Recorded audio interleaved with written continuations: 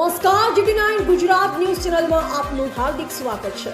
આવો જોઈએ આજના તાજા સમાચાર વાવથરાથી સંદેશ અમારો સમય તમારો। GT9 ગુજરાત ન્યૂઝ ચેનલને શેર કરો, સબસ્ક્રાઇબ કરો ને કમેન્ટ કરો। વાવથરા જિલ્લામાં વધુ એક કેનાલમાં ભંગાણ, સનેસડા વજાપુર માઇનોર 2માં ભ્રષ્ટાચાર અને બેદરકારીનો ખુલાસો। વાવથરા જિલ્લામાં કેનાલ તંત્રની બેદરકારી વધુ એક વખત સામે આવી છે। બાબર તાલુકાના સનેસડા વજાપુર માઇનોર 2 કેનાલમાં ગંભીર ભંગાણ પડતા આસપાસના ખેતરો માટે મોટો ખતરો ઊભો થયો છે। કેનાલની યોગ્ય સાફ સફાઈ અને જાળવણી ન થવાના કારણે અચાનક ગાબડું પડ્યું હોવાનું સ્થાનિક ખેડૂતોએ જણાવ્યું છે। કેનાલમાં પડેલ ભંગાણના કારણે લાખો લીટર પાણી વેડફાઈ રહ્યું છે। પરિણામે એરંડા, જીરું, તમાકુ તેમજ રાયડો જેવા પાકોને ભારે નુકસાન થવાની ભીતિ ખેડૂતોમાં ફેલાઈ છે।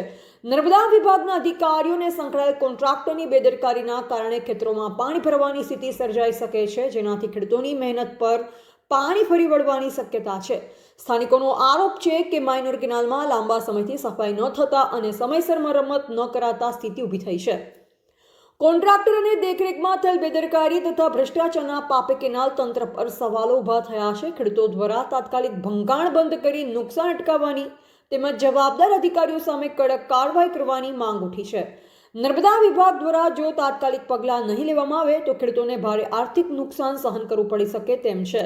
Bureau report Ranabhai પારેખી, Vavtharad. ભરાઈ ગયો છે તારી તમાકુ છે ને રાયડો છે ને ઉભો છે કેટલી ભાગ તો 5 વર્ષથી કરતા કદાચ કોઈ અમારે કાન આવ્યો નથી દીધો। હવે આનો અમારે શું કરવાનું? ચીકીએ સાહેબ કે અમારે દાવ અમારે તો કોઈ સાહેબ નથી આ લાયા છે પાછા ભાઈ એને હવે ફોટા પાડી રહ્યા છે। હવે શું કરે છે? હવે આવો તમે ફોટા પાડો। અમે 5 વર્ષથી કહ્યા હતા બધા ફોટા ઉપાડી પૂછો સાહેબ નાખી જોવાય તો એને અમારા બધા જોવા તો કરે હું પાણી ભરાઈ ગયો હજુ પાણી જાય સાહેબ 4 વાગે ફોન કર્યો લોકોને બદગીર્યો નથી દિવસ પાણી જાય રહ્યો। હવે આનો શું કરવાનું સાહેબ? હવે